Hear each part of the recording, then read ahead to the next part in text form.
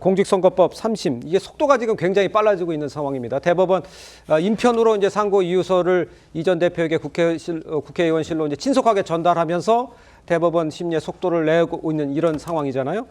글쎄 검찰도 속도를 내고 있는 상황. 여기에 대해서는 우리 어떻게 보십니까? 그래서 이게 완전 이재명 대표의 무죄라고 하는 것이 세옹지마가 될 수 있다. 왜냐하면 항고할 수 있는 그 가능성이 전혀 없잖아요. 예. 그러니까 이재명 대표는 그러니까 검찰과 대법관의 소통 관계 속에서 지난번에 주진우 의원이 얘기했던 것처럼 그 정도로 빠른 속도로 할 수는 없겠으나 예. 최소한의 속도를 줄일 수 있는 부분은 충분히 된다. 그렇게 보여지고 아마 그렇게 안 할 이유가 없다라고 봅니다. 국민의 편익 사안에서도 빨리 대법이 결정을 내려주는 방향으로 조희대 대법관 이하 여러분들이 그렇게 일을 하고 있다. 그렇게 봐야 될 것 같습니다. 그 상고 검찰이 얘기한 그 상고 이유서에 나와 있는 그거를 좀 설명을 해주셔야 될 것 같아요. 뭐가 문제가 있었다는 것을 얘기하는 것인지. 그 사진 관련해서 조작됐다는 그 부분이 있잖아요. 그 조작된 것이 사실은 이제 허위 사실이라는 부분은 아니거든요. 원래는 조작됐다는 것은 그 사진이 조작됐다는 의미는 뭐냐면 거기에 찍힌 사실이 없다. 다시 말씀드리면 골프 친 사실이 없다. 여기까지 추단할 수 있는 사실관계를 쓰면 모르겠는데 조작됐다라고 검찰이 이게 사실입니다라고 주장했던 게 아니에요. 그때 거기서 골프를 쳤다는 거거든요.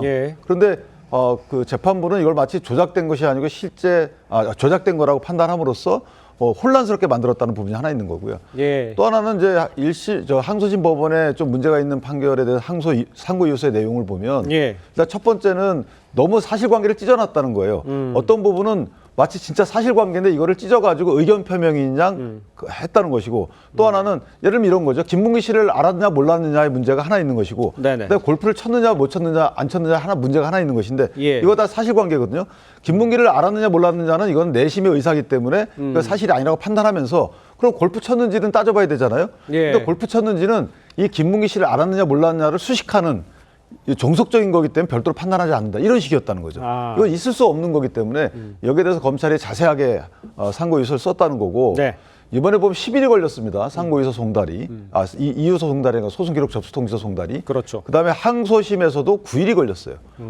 보통은 2일 정도 이상 안 걸리거든요. 근데 이렇게 이재명 대표의 공직선거법은 이렇게 많이 걸려요. 또 직접 갖다 줘야 됩니다. 원래 우편 송달이 안 돼요. 주소를 그럼 바꿔 신고하는 절차도 하지 않습니다. 그 변호인이 이런 문제를 이 대법원의 검색 사이트가 있는데 이걸 보고 다 알거든요.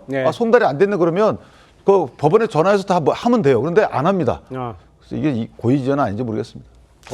뭐 그렇게 오해하실 수도 있는데 결과적으로 이거 상고한다고 하더라도 시간이 걸리는 것이고 파기환송된다고 하더라도 다시 고법 돌아와야 됩니다. 그렇기 때문에 올해 내 이게 끝나기가 어렵고 이제는 정말 이재명 대표에 대한 재판에 대해서는 좀 관심을 끄고 이제 우리가 정책적인 좀 포지티브 경쟁했으면 좋겠습니다.